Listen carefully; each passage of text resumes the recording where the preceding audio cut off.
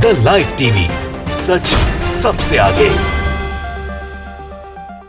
Live TV में आपका स्वागत है। मैं हूं अमरीश मिश्रा। आज देखिए 4 महत्वपूर्ण घटनाएं हुई। सबसे पहले हिजबुल्लाह ने जो हाइफा पे हमला किया था 11 नवंबर, उसकी जो पिक्चर्स आई, उसकी जो वीडियोस आए, उससे यह साबित हो गया कि हाइफा में जो मार है हिजबुल्लाह की वो इतनी तेज हो गई है कि पूरा शहर वो जला सकती है। अब हाइफा के बारे में जान लीजिए। बड़ा शहर है, उसका उत्तरी हिस्सा है, उसका दक्षिणी हिस्सा है। उत्तरी हिस्सा लेबनान बॉर्डर से करीब 80 से 100 किलोमीटर दूर है। जो दक्षिणी हिस्सा है वो उस करीब 2 से 250 किलोमीटर दूर है, तो बड़ा शहर है।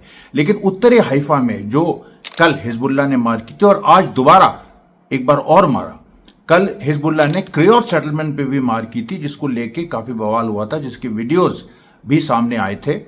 और हाइफा के जो आज वीडियो सामने आए हैं कल और आज मिला के, उसमें भी साफ दिखाई पड़ रहा है कि हिजबुल्लाह की मारक क्षमता बढ़ती जा रही है। वो उसी पूरे प्लान पे चल रहा है कि हमको ईरान के हमले के पहले इजराइल के जो डिफेंस सिस्टम्स हैं, इजराइल को जितना अस्त व्यस्त हम कर सकते हैं उतना हम करेंगे। ये जो पूरी बातें हैं, अब उससे देखिए दूसरी बात जुड़िए। दूसरी तरफ नेतन्याहू क्या कर रहे हैं? नेतन्याहू लेबनान में सीज फायर की जो सारी कोशिशें हो रही हैं उनको उन्होंने खारिज कर दिया है। अच्छा, उसके पीछे का एक बैकड्रॉप है। नेतन्याहू को जो उनके ऊपर कुछ कोर्ट केसेस चल रहे थे 7 अक्टूबर 2023 के पहले, जो उसके बाद खैर एक तरह से एक अनऑफिशियल मिलिट्री रूल है इजराइल में, तो नेतन्याहू के ऊपर जो केसेस थे उन पे कोई एक हियरिंग होनी थी, वो हियरिंग आगे हो गई। उसके बाद आप देखिए कि नेतन्याहू के जो ऊपर एक आरोप था कि वो सुप्रीम कोर्ट के, इजराइल के सुप्रीम कोर्ट के जजेस को ऑलमोस्ट बंधक बना देना चाहता है, मतलब बिल्कुल अपंग कर देना चाहता है। उस मामले में भी एक सुनवाई थी, 2 सुनवाई रद्द हुई। मतलब वही बात कि नेतन्याहू अगर युद्ध रुक गया और सरकार से हट गए तो वो सीधे जेल जा सकते हैं, क्योंकि ये जो सुनवाई थी इसमें इनके जेल जाने की संभावना प्रबल हो गई थी। तो उसका रिजल्ट क्या हुआ? उसका रिजल्ट ये हुआ कि इन्होंने एक तरह से घोषणा कर दी कि लेबनान के साथ हम कोई समझौता नहीं करेंगे। और उन्होंने बहाना क्या दिया? बहाना ये दिया कि अभी ट्रंप जीता है और ट्रंप जब सत्ता में अभी 20 जनवरी को आएगा, इसके बीच का पीरियड इजराइल के लिए बहुत अच्छा है। इजराइल इस बीच की, लोग खुलेआम है, कोई छुपा के भी नहीं कह रहे हैं, खुलेआम उन्होंने कहा कि इजराइल के लिए ये पीरियड बहुत अच्छा है और हम लेबनान में और चढ़ाई करेंगे। अब लेबनान में तुम्हारी सारी चढ़ाइयां बेकार हो गई, और चढ़ाई का केवल एक ही मतलब हो सकता है कि और नागरिकों को मारेंगे। वो देखिए साबित हो गया। आज भी कम से कम जो लेबनान पे एयर स्ट्राइक्स हुई हैं उसमें 11 से 15 लेबनीज सिटीजन्स मारे गए हैं। उसके बाद जो गाजा में आज स्ट्राइक्स हुई हैं उसमें फिर एक फैमिली को टारगेट किया गया नॉर्थ गाजा में, और उसमें करीब 50 से ऊपर फिलिस्तीनी सिविलियंस मारे गए। उसके बाद साउथ गाजा में भी आज काफ़ी दिनों बाद हमला हुआ खान यूनिस के पास, और वहाँ पर 7 फिलिस्तीनी सिविलियंस कम से कम मारे गए हैं जो नॉर्थ से साउथ आए थे। और नॉर्थ से साउथ इजराइल के ही एक तरह से कहने पे आए थे, उनको वहीं साउथ में टारगेट करके मारा है। मतलब आप ये विश्वास नहीं करेंगे क्या हो रहा है। अब इसके बदले में देखिए हमास जो कर रहा है इस समय गाजा में, हमास ने 3 हमले आज बड़े किए। आईडीएफ का एक बुलडोजर, 2 मरकवा टैंक्स, उन पे सीधे फायरिंग की उत्तर गाजा में, वही नॉर्थ गाजा जो नरसंहार का केंद्र बना हुआ है। उसके बाद उसने वहां पर एक घर के अंदर उसको शरण लेना कहिए या छुपे हुए या उसको अपना कब्जा किए, मतलब शरण उसको नहीं कहेंगे, कब्जा किए हुए जो करीब 11 इजरायली सोल्जर्स थे, उनको अंदर घुस के पॉइंट ब्लैंक रेंज पे मारा। मैंने आपको शायद कल भी ये बताया था कि ये जो पॉइंट ब्लैंक रेंज पे मारने की जो पूरी एक फिलॉसफी है, ये हमास के एक फाइटर इमाद काहिल, मेरे ख्याल से उनका नाम था, मैं उनका सरनेम कल भी मैं थोड़ा सा मिस कर गया था, अगली बार गलती नहीं करूँगा। इब्राहिम अकील या नहीं सॉरी इमाद अकील या इमाद काहिल, इनमें से एक है। 1990s में जिन्होंने ये पूरी ये डॉक्ट्रिन लाए थे कि आमना की छुप के करते रहो, फिर आमने सामने एकदम से आ जाओ, और इजरायली सोल्जर्स उसमें घबरा जाते हैं, उनका मोरल डाउन हो जाता है। तो ये चीज़ जो है हमास ने आज की, और उसने उत्तर गाजा में 11 आईडीएफ सोल्जर्स को एक घर के इमारत के अंदर, आज नॉर्मली क्या होता है, इमारतों को हमास एक्सप्लोजिव से रिग कर देता है। तो वो जब अंदर इजरायली सोल्जर्स जाते हैं तो वो इमारत उड़ जाती है।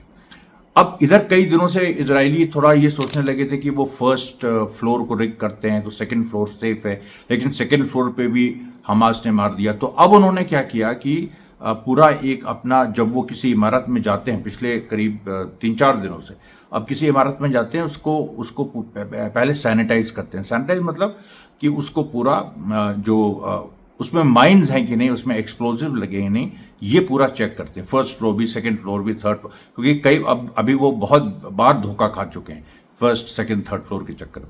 तो वो पूरा उन्होंने माइन से उसको सारे जो फ्लोर्स थे उनको माइन से बकायदा, मतलब वो जो मशीन आती है माइंस को चेक करने के लिए कि कहीं एक्सप्लोजिव तो नहीं लगे हैं, उससे पूरा उन्होंने उसको एक तरह से उसकी सफाई, उसको कहते हैं सफाई अभियान।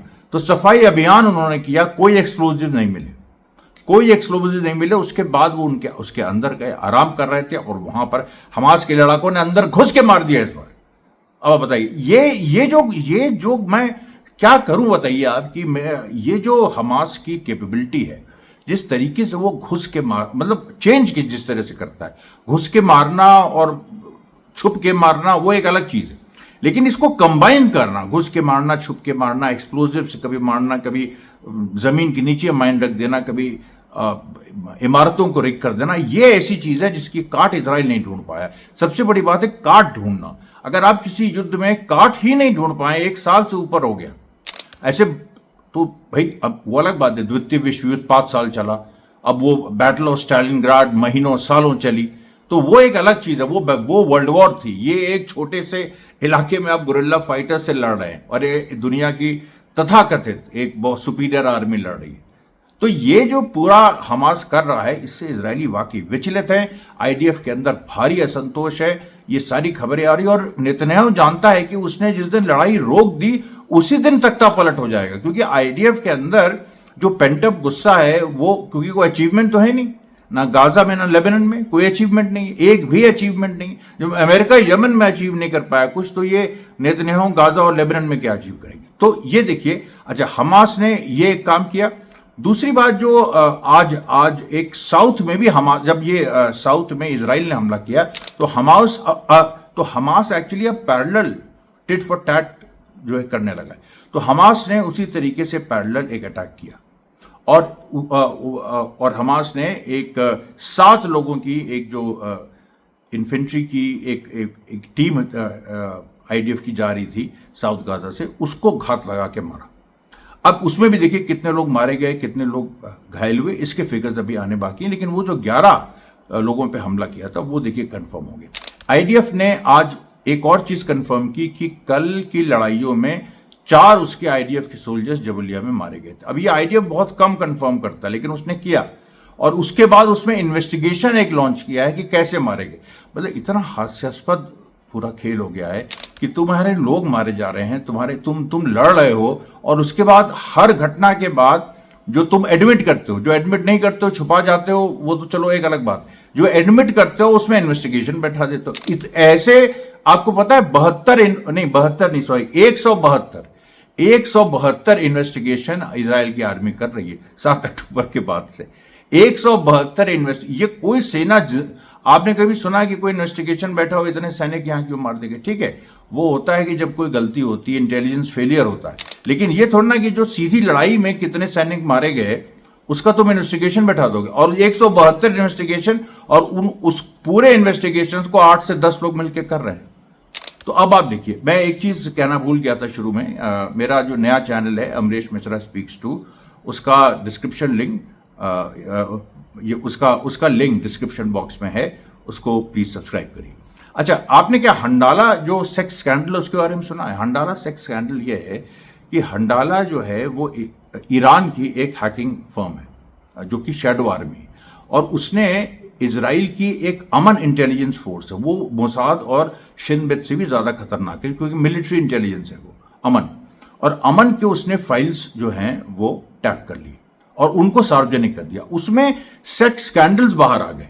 एक तो उसमें स्कैंडल ये आ रहा है कि येवस गैलन को जो अभी हटाया नेतन्याहू ने, वो एक इंस्पेक्शन जो ब्रिगेड है आईडीएफ की, उसकी चीफ, महिला चीफ, उससे एक होटल में मिल रहे हैं। होटल का नाम भी दिया, मैकटैल होटल मेरे ख्याल से, और उन्होंने कुछ सेंसिटिव डॉक्यूमेंट्स या तो लिए या दिए। और ईरान ने ये जब ये जो हंडल है, इसने जब ये बाहर किया तो इसने एक क्वेश्चन मार्क्स के साथ पूरा किया। पूरी पिक्चर्स हैं कि गैलन चुपचाप मिल रहे हैं, वो महिला जो है वो डांस कर रही है।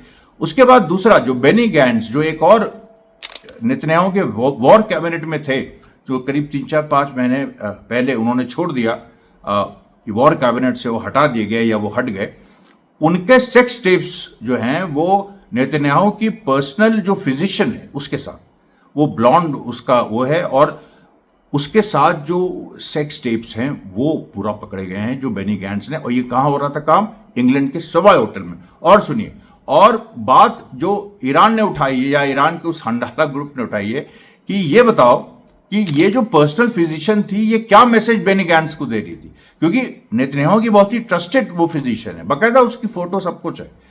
और उसके बाद जो सबसे बड़ी बात कि बेनी गैंट्स की बेटी नोगा, बेनी गैंट्स की बेटी नोगा जो कि बेनी गैंट्स के बहुत करीब थी, उसने आत्महत्या क्यों की?